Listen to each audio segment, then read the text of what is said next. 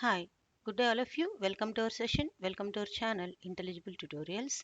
In this today's session now I want to give the clear information of natural deduction using rules in the knowledge representation.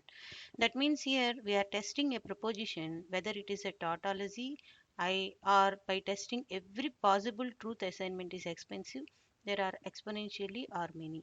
We are testing each and every proposition that is tautology or not, and we are using from the existing knowledge whether it is reducible or not. For this, we need a deductive system, and this allows us to construct proofs of tautologies in the step by step fashion. This deductive system is a natural deductive system. By naturally, we are deducting the rules here. How? With the example, now we are going to see. It is using one kind of the deduction that is called as natural deduction. It consists of the set of rules of inferences for deriving consequences and from premises. Okay, so the proof tree is also constructed here, whose root is the proposition to be proved and whose leaves are initial assumptions. How the proof tree is constructed, how the natural deduction can be done, we will see by using one example here. Okay, in this example, one rule in our system is known as modus ponens. This we will discuss in the coming video. That means if we know the P is true and we know that P implies Q, then we can conclude Q.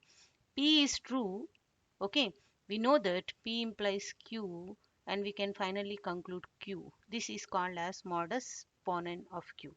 These propositions of the above lines are called as premises, and the proposition below line is called as the conclusion. It is nothing but Q. We are directly sorry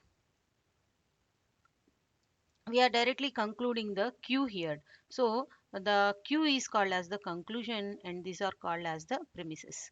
So this is the natural deduction using rules. So this is one of the thing that is used in knowledge representation for natural deduction.